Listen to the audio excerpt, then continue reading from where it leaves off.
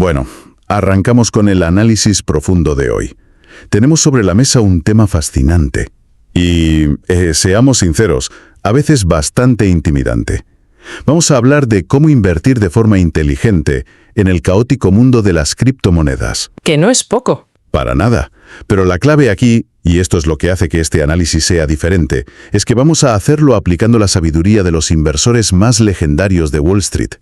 Para ello, vamos a examinar a fondo una serie de extractos basados en el libro The Intelligent Crypto Investor de John Hargrave. Es un enfoque muy refrescante, la verdad. Lo es. El objetivo principal, nuestra misión hoy, es desmitificar todo este universo para cualquiera que busque estar bien informado.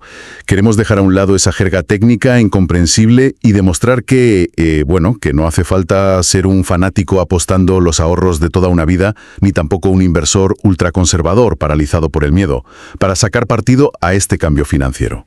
Y es que a menudo parece que solo existen dos extremos, o es la salvación definitiva de la humanidad, o es la estafa piramidal más grande de la historia.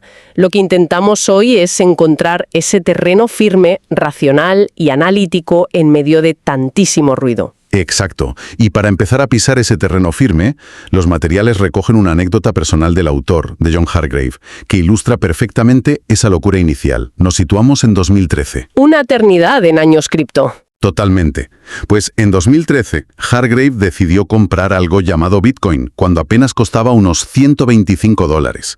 Pero claro, en aquella época no había aplicaciones sencillas en el móvil. Tuvo que ir físicamente a un banco y enviar miles de dólares mediante una transferencia internacional a un absoluto desconocido. A un tipo en Bielorrusia. Exacto, a Bielorrusia. Literalmente mandó la pasta y pasó 5 días sudando frío, imaginando a un estafador al otro lado del mundo riéndose de él. Fueron 5 días de pánico absoluto, hasta que de repente la pantalla del ordenador mostró que las monedas habían llegado a su cartera digital. Menudo susto.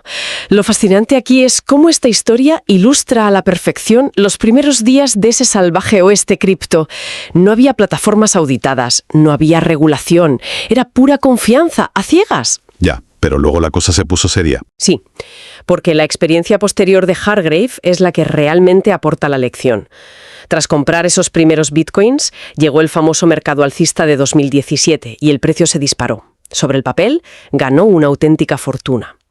Llegó a estar tan cedado por el éxito que pivotó por completo su empresa de marketing, MediaShower, para dedicarse en exclusiva a clientes de este nuevo sector. Y claro, todo lo que sube como la espuma tiene que bajar. Exactamente. La burbuja estalló. El mercado colapsó y los clientes desaparecieron de la noche a la mañana. Casi pierde la empresa que le había costado la vida construir y tuvo que despedir a gran parte de su equipo. Aprendió a la fuerza que apostarlo todo a una sola carta tecnológica es una locura. Vale, vamos a desgranar esto, porque de esa experiencia tan traumática nace el concepto central de nuestro análisis de hoy, lo que él llama la vía media. Es una estrategia sensata y a prueba de balas. Una forma de participar sin perder la salud mental. Eso es. Pero antes de entrar en cómo construir esa cartera, hay que entender qué es exactamente lo que se está comprando. Porque todo este movimiento tiene un origen muy claro, un catalizador histórico en el año 2008. El contexto de 2008 lo cambia todo. Recordemos que el sistema financiero global estaba colapsando. Los textos repasan cómo se implementaron rescates masivos. En Estados Unidos se impulsó el programa TARP bajo la administración Bush, que luego fue ejecutado por Obama, rescatando a Wall Street y a la industria automotriz. Mientras tanto, los gobiernos comenzaron a imprimir billones de dólares de la nada. Y justo en ese momento de impresión masiva de billetes, un programador anónimo bajo el seudónimo de Satoshi Nakamoto publicó un documento de 9 páginas. Crearon el bloque génesis de Bitcoin. Y lo mejor es que escondieron un mensaje en el código, el titular del periódico The Times de aquel día. Sí, 3 de enero de 2009. Canciller al borde del segundo rescate para los bancos. Un dardo envenenado. Crearon un sistema con un límite inalterable de 21 millones de monedas. Ningún gobierno podría imprimir más, pero claro, para entender esto hay que desmontar algunos mitos. El primero, y esto choca a mucha gente, es que Bitcoin no es dinero en el sentido tradicional. Desde luego que no. No sirve para comprar el pan. Por la volatilidad, claro. Los documentos mencionan la famosísima historia de Laszlo Hanjeks, que pagó 10.000 bitcoins por 2 pizzas familiares en 2010. Que hoy valdrían cientos de millones. Una locura. Por eso nadie en su sano juicio lo gasta en el día a día. El precio fluctúa demasiado. Y el segundo mito es esa idea de que es oro digital. Durante años se vendió que en tiempos de crisis actuaría como un refugio seguro, pero los datos demuestran lo contrario. A ver, explícanos esto. Porque la narrativa popular siempre ha sido esa, la del oro 2.0. Pues si observamos crisis reales, como la caída por la pandemia en marzo de 2020 o la invasión de Ucrania en 2022, el oro tradicional subió o se mantuvo estable. Sin embargo, el Bitcoin cayó en picado, en perfecta sincronía con las acciones tecnológicas. No se comporta como un refugio ante el pánico. Entonces, si no es dinero y no es oro, ¿qué estamos comprando? Es humo. Según la tesis de Hargrave, se parece mucho más a una acción tecnológica hiperactiva, una especie de S&P 500 con esteroides, que apuesta por una idea enorme, que es la infraestructura del dinero digital global. Pero con esas subidas y caídas, la pregunta inevitable para la audiencia es si esto no es una simple burbuja. El texto trae una historia brutal sobre Isaac Newton y la burbuja de la Compañía de los Mares del Sur. Newton inventó la gravedad, pero perdió una fortuna y dijo que podía calcular el movimiento de los astros, pero no la locura humana. Es una analogía buenísima, pero si conectamos esto con el panorama general, hay una diferencia clave. Las verdaderas burbujas, como la de los mares del sur o la de los peluches aquellos de los 90, estallan y mueran para siempre. No hay nada debajo. Sin embargo, Bitcoin resurge constantemente. Como la fiebre de los ferrocarriles. Exacto, o la burbuja de las .com. Hubo especulación, sí, pero todo ese capital frenético construyó las vías del tren y los cables de fibra óptica. Las burbujas cripto están financiando la infraestructura del futuro financiero. Cambiar de opinión a gigantes de Wall Street. Los apuntes destacan el caso de Ray Dalio, el fundador del gigantesco fondo Bridgewater. En 2017 decía en televisión que esto era una burbuja absurda, pero en 2021 confesó públicamente que prefería tener Bitcoin antes que un bono de deuda tradicional. Ese giro es espectacular y para entender el porqué hay que conocer a Dalio. Él aprendió de su propia ruina en 1982 a cuestionarlo todo. Aplicó su principio de meritocracia de ideas. Al ver la inflación y la impresión de dinero reciente, dejó su orgullo a un lado y aplicó la diversificación. Lo cual nos lleva a la filosofía de la inversión en valor de leyendas como Ben Graham o Warren Buffett. Buscar empresas valiosas a buen precio y mantenerlas a largo plazo. Aplicar esto a monedas digitales suena raro, pero el truco mental clave que propone la fuente es tratar a las criptomonedas como si fueran empresas operativas y a los tokens como si fueran acciones. Es un cambio de mentalidad brutal. Sí, y me encanta cuando el texto saca a relucir a Charlie Munger, el socio de Buffett, y su obsesión con Costco. A Munger le daba igual que los almacenes de Costco fueran naves industriales feísimas. Él miraba los fundamentos, la lealtad del cliente, la ventaja competitiva. Es muy irónico porque Munger odiaba profundamente las criptomonedas. Llegó a llamarlas veneno para ratas. Pero su forma de analizar Costco es exactamente lo que los inversores inteligentes deben hacer con proyectos como Ethereum. La pregunta no es si el logo es bonito, sino ¿resuelven un problema real? ¿Tienen clientes leales que pagan comisiones por usar la red? Y una vez que tenemos esa mentalidad, llegamos a la parte de cómo construir esa vía media sin perder la cabeza con la volatilidad. Aquí entra otra figura clave, Jack Bogle, el creador de Vanguard. El padre de los fondos indexados. Ese mismo. Fue despedido a los 44 años y en su monumental cabreo descubrió que los fondos mutuos cobraban unas comisiones altísimas que devoraban la rentabilidad. Así que creó los fondos indexados para comprar todo el mercado a muy bajo coste. Y esto se traduce directamente al ecosistema digital. Hay que huir de las altas tarifas de red, los famosos gas fees en momentos de congestión. Son exactamente igual que esas comisiones tóxicas de Wall Street que Bogle odiaba. Totalmente. Y con esa filosofía de bajos costes se detalla la cartera de la vía media. Los números que da la fuente son muy claros. Un 60% en acciones globales, un 30% en bonos y un máximo estricto del 10% en criptomonedas de altísima calidad como Bitcoin o Ethereum. Esta cartera superó a las tradicionales en un 68% a lo largo de 7 años. Y proponen dos perfiles, los más cautelosos, con un 2,5% en digital, y los de mayor convicción, con ese tope del 10%. Es un riesgo asimétrico muy bien calculado. Pero claro, El problema no son las matemáticas, el problema es nuestro cerebro. El texto menciona la historia fascinante de Daniel Kahneman y Amos Tversky, con su teoría de las perspectivas.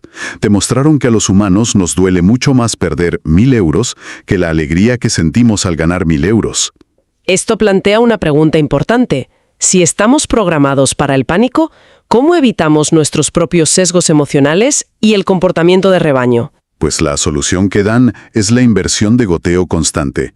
Hacer compras automáticas mensuales por la misma cantidad, da igual si el mercado está eufórico o hundido. Y además, hay una regla muy contraintuitiva, la de no rebalancear la cartera. Claro, porque en finanzas clásicas te dirían que si tu 10% cripto crece hasta ser un 20%, vendas la mitad para volver al origen. Pero aquí, vender lo que más rinde históricamente reduce drásticamente las ganancias a largo plazo. Hay que dejar correr a los ganadores. Pero para hacer esas compras automáticas sin esfuerzo, hace falta infraestructura. Y ahí entra la historia de Coinbase. Brian Armstrong estaba en Argentina, vio de primera mano la hiperinflación y cómo la gente perdía su poder adquisitivo día a día. Una lección de economía real. Sin duda, se unió a Fred Ehrsam para crear Coinbase, que empezó como una aplicación que casi nadie entendía y se convirtió en el banco digital que hoy custodian los mismísimos gigantes de Wall Street. Pero claro, teniendo ya la plataforma, viene el siguiente reto. ¿Qué activos elegimos? Para eso, los materiales rescatan una técnica de los años 20, de Philip Fisher, el Scuttlebot. Fisher conducía por la ciudad interrogando a dueños de fábricas y proveedores, buscando información más allá de los panfletos oficiales. Y la versión de hoy en día es el Social Scuttlebot. La idea es no quedarse con la fiesta superficial de las conferencias cripto. Hay que buscar datos reales en Twitter, en podcasts serios, usar plataformas como Token Terminal para ver ingresos reales. Es como entrevistar a los proyectos. Y para estructurar esa investigación, la fuente desgrana un scorecard, una tarjeta de puntuación de 5 puntos clave para evaluar cualquier proyecto. El primero es el mercado. ¿Hay demanda real? Por ejemplo, Filecoin ofrece almacenamiento descentralizado compitiendo con la nube tradicional, o Chainlink, que provee datos del mundo real. Eso es demanda real, frente a cosas como Dogecoin, que nació como un meme y no resuelve nada. El segundo punto de ese scorecard es la ventaja competitiva. Aquí hablamos del efecto red, como el que tiene Ethereum, o la innovación técnica de protocolos como Uniswap. Si nadie puede copiar fácilmente tu comunidad, tienes un foso económico. El tercero es el equipo directivo. No es lo mismo tener a alguien transparente y brillante como Vitalik Buterin liderando Ethereum que meter el dinero en un proyecto con fundadores anónimos y pasados turbios. Y el cuarto punto es donde mucha gente se pilla los dedos. La mecánica del token. Hay un concepto aquí buenísimo que llaman el pastel mágico. Uy, el Magic Pie. Esto es vital entenderlo. Básicamente consiste en analizar si los desarrolladores tienen el poder de imprimir millones de tokens de la nada. Tú piensas que posees el 10% de un proyecto, pero si el equipo hornea mágicamente más monedas para pagarse a sí mismos, tu participación se diluye al 1% en un abrir y cerrar de ojos. Inflación pura. Un peligro absoluto. Y el quinto punto es la adopción de usuarios. ¿Alguien usa esto de verdad? Ponen el ejemplo de Polígono, una red que está siendo utilizada por empresas como Disney o pasarelas de pago como Stripe. Eso da confianza. Y esto enlaza con lo que para mí es el arma secreta de todo este análisis. Aquí es donde se pone realmente interesante. Lo llaman UTDP, Use the Damn Product. O sea, usa el maldito producto. Es que es la gran ventaja frente a la bolsa tradicional. Si inviertes en una aerolínea, no puedes ir a probar la turbina del avión tú mismo, pero en este sector, por unos pocos céntimos o euros de comisión, puedes interactuar con la plataforma, conectar una cartera, hacer un intercambio. 1 hora de uso real vale más que 10 horas leyendo documentos técnicos incomprensibles. Es investigación de campo pura y dura. Esto me recuerda a la historia que se menciona sobre Peter Lynch y su esposa Caroline. Ella descubrió los panties Lex en un supermercado normal, mezclados con productos del día a día. Esa fue la investigación cualitativa. Vio que a la gente le resultaba comodísimo comprarlos ahí. Exacto. Y luego Lynch hizo la parte cuantitativa, revisó los números, invirtió y la acción multiplicó su valor por 6. Y esa mezcla nos lleva a la métrica fundamental en cripto. Las 3P, personas, beneficios o profits en inglés y precio. Mientras que los inversores novatos solo miran el precio, esperando pegar el pelotazo, los inversores inteligentes miran a las personas. Y aquí es donde entra el superpoder de los DAO, los usuarios activos diarios. Imagina tener visión de rayos X para saber, al segundo, cuánta gente entra hoy a comprar a un gran almacén. En la economía tradicional hay que esperar meses a los informes trimestrales, que encima vienen maquillados por ejércitos de abogados y contables. Pero con la tecnología blockchain, al ser un registro público, se pueden ver esos usuarios activos en tiempo real. Es un nivel de transparencia inaudito, aunque, ojo, los textos lanzan una advertencia seria sobre esto. Hay que vigilar que sea un crecimiento sostenido a largo plazo, de 6 a 12 meses. Hay que tener mucho cuidado con los airdrops, esos regalos temporales de tokens que hacen algunos proyectos para inflar artificialmente el número de usuarios. Cuando se acaba el dinero gratis, esos usuarios desaparecen. Así que, recapitulando todos estos pilares que hemos ido viendo, queda claro que las criptomonedas no requieren magia ni fanatismo ciego. Solo exigen la disciplina de tener una cartera diversificada, configurar esas inversiones automáticas de goteo constante para evitar pánicos, ignorar el ruido mediático y aplicar el sentido común de los gigantes de Wall Street. Evaluar la adopción real y la utilidad técnica probando el maldito producto. Y para cerrar, creo que todo este análisis nos deja una reflexión final bastante provocativa. Hemos visto cómo los inversores inteligentes están empezando a utilizar las métricas financieras tradicionales para descubrir el verdadero valor del mundo cripto. Pero, ¿qué pasará cuando las instituciones financieras de toda la vida se den cuenta de que la total transparencia en tiempo real de la tecnología blockchain hace que sus propios informes de ganancias trimestrales, lentos y llenos de burocracia, parezcan completamente prehistóricos? ¿Quién acabará transformando a quién? Es una pregunta espectacular para dejar flotando en el aire. Invita a seguir explorando y a cuestionarlo absolutamente todo, que al final es de lo que se trata. Con esto concluimos nuestro análisis profundo de hoy. Nos escuchamos en la próxima entrega.